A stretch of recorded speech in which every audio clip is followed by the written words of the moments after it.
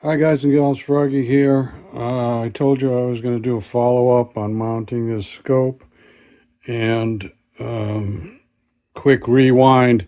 I had the cantilever type mounts, and I couldn't get the scope back far enough for eye relief.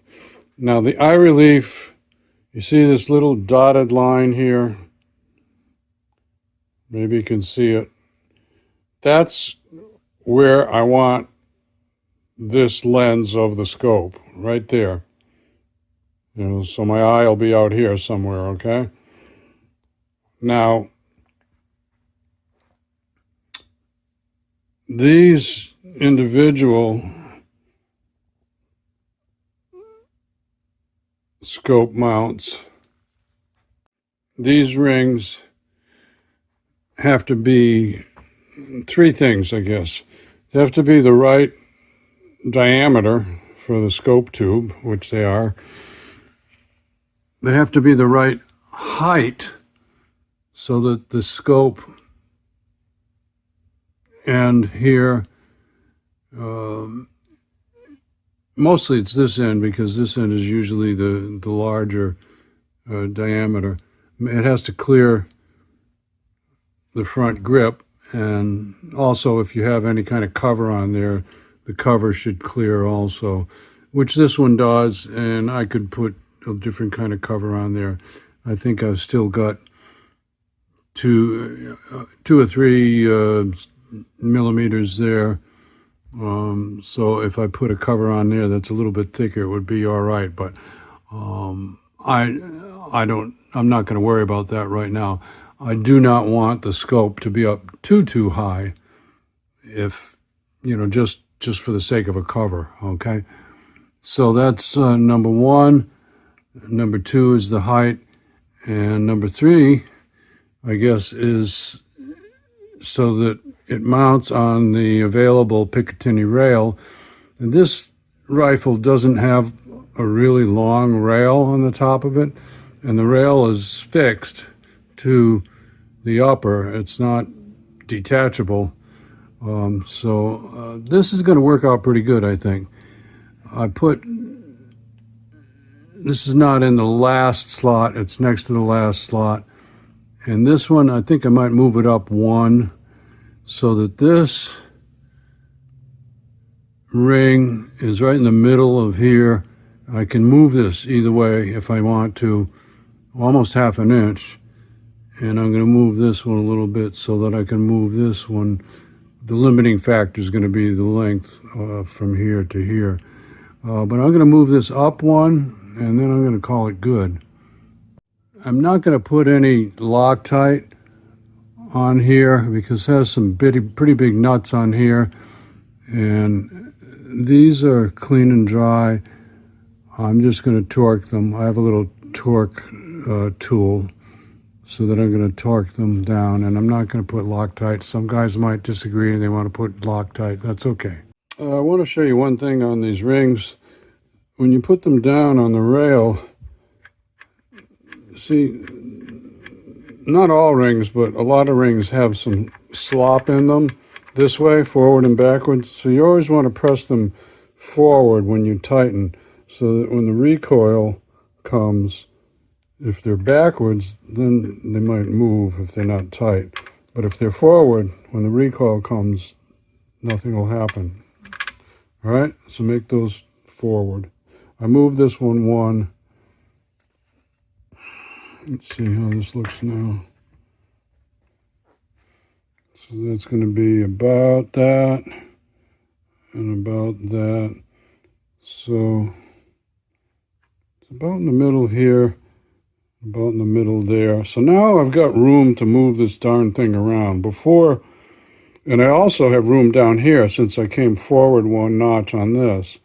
So I can also go back that way more or up that way two or three. So I'm going to tighten these down tight and then start. And like I said, I'm not going to put any Loctite on this. I'm going to torque them correctly. And I have to do a little leveling. I think I'll do the finish off leveling at the range tomorrow, but I'll do a little leveling. I've got some levels. So this is my little torque device. I'll put a link in the comments. So you just turn it until the long line matches up with whatever you want. So I'm going for 40 pounds. This is a 1/2 inch nut. See it? There's 35 almost. And we go like that.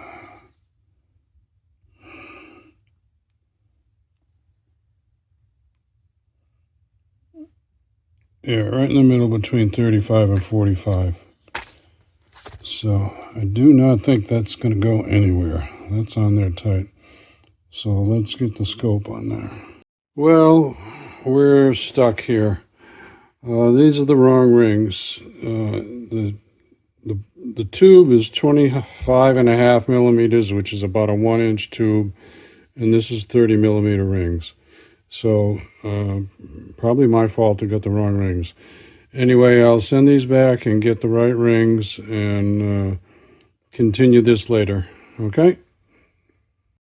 Hi guys and gals, Froggy here. I'm back. I'm going to try and stitch together these clips. You may recall I'm trying to put this scope on this rifle, and I tried some cantilever mounts, and they would not get the scope far enough backwards, no matter whether I mounted them the right way or the wrong way. It's not really the wrong way, it's forward cantilever or reverse cantilever. Anyway, then I tried some solid mounts that I got, but my bad, I got the wrong diameter. I got 30 millimeters, and this is a 1-inch tube here. So now I've got these Burris XTR. I'll put a link to them. They are 1-inch, and these actually come with minute of angle adjustments, which I thought was kind of cool. So because this scope is going to be mounted up a little high, you have to angle it so that at whatever distance you're sighting it in, you get the full range of your adjustments on your scope, these adjustments. So I thought that was pretty cool. I asked them where I should start out with. They said, try the 10 minute of angle inserts. So that's what I'm going to do. 10 minute of angle in the back, 0 in the front. So let's get into it. These rings are under $100 actually, and I never saw any rings that were packaged this nice. This is like a waterproof box. So comes with, this has got a 5 minute of angle inserts. It's stamped on the inserts. So we're not going to use that. That's the 0, so that's going to be the front. And then we're going to change this insert here to the 10 minute of angle, which I'm trying to do this one hand while I got my, all right, so one of these is going to be the 10 minute. I'm going to have to take a flashlight out and look a little closer. So these are the 10s, and it's a plus and a minus, so you always have to use these minute of angle adjusters with a plus or minus matchup. Otherwise, you'll end up with the wrong diameter inside there. So let me loosen this one up and take those 5s out. So I just happened to notice there's a little bit of a flashing left on these things. These come out of a mold. So I'm just going to take some 600 grit sandpaper on a piece of marble here so it's dead flat. And I'm just going to rub them easy just to take that little bit of flashing it off. It's really just on a couple of them. So give me a second. Just barely touched it, a couple of rubs lightly. And now they're going to fit together really nice with that flashing gone. You see what I mean? I wanted them to be coming together like that, really nice and flat. Okay? I don't know if you can see this, but this is an example of how you use the rings. So if you wanted the scope, this is the barrel end. If you wanted the scope down 25 minutes of angle, you'd put a plus on the bottom here, +5, and a -20 would give you -25. All right, so it's like that. Okay, so I'm going to use a 0 and a -10 because that's what they suggested, but I can make many more combinations. Okay, well, that should be about right. I've got adjustment either way for my eye relief, that way, and I've got clearance, so this should be okay. -10 and 0. I can change that at the range if I have trouble. What I'm going to do is set the scope elevation right in the middle of its adjustments up and down, and then I'll count how many adjustments I need to get the scope on target, on bullseye. And if it's too many, if I've got the adjustments all the way used up, I can change these minute of angle shims. I'll just call them shims. But this is what I'm going to start with. I'm going to the range tomorrow. So I tighten these on. Always push a little bit forward. See, there's a little, very tiny amount of play and where it sits in the Picatinny grooves. So just push it forward and tighten these up. And I've got a torque wrench. The instructions say to screw these 40 to 70 inch-pounds. I went to 45. After I shoot it a while, maybe I'll go up to 55 or so. I don't think I'm going to go to 70. This is a 5.56. It doesn't kick as big as some of the other calibers. Now this is not a final leveling, all right? This is just a rough leveling. That's a whole other video about how to level a scope so that the reticle is, the vertical and the horizontal lines are correct to gravity, if you will. That's a whole different video. So this is just a rough level now, and I've got it where I want it, and I've still got adjustment so that not more than a 1/4 inch forward or backward to get my eye right where I want it, and I've got room to do that. Okay, I guess this one could have gone one more notch up here maybe. Well, I'm not going to worry about it. I'll mark it. If I need to move it, I'll mark it. Do the whole thing over again. These torque screws are smaller. I'm not going to go more than 15 on these. And there was a YouTube video about one guy who said that these, this type of a ring messed up his adjustments.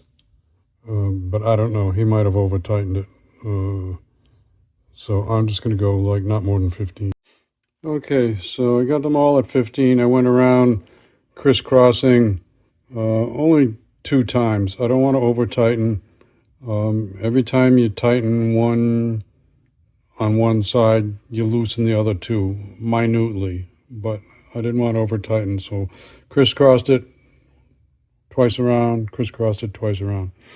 So we'll take it out to range tomorrow and try it out. Remember, I have not leveled the scope, just a rough level. And mainly I want to check the eye relief, make sure my eye relief is correct. Then I'll probably move these 1 notch forward, each of them. And then I'll get into a final leveling with a plumb bob or some other means. Okay? I'm going to sign off on this video. I'll put some comments down below on how it comes out. So look in the comments. They'll be pinned at the top. Give me a thumbs up or a like if this helps you out. Subscribe to my channel if you want more from Froggy, and ring the bell if you want notifications. Be safe, have fun. Froggy out. Let's go, Brandon. And what's the other one? FGN. FGN. Let's go, Brandon.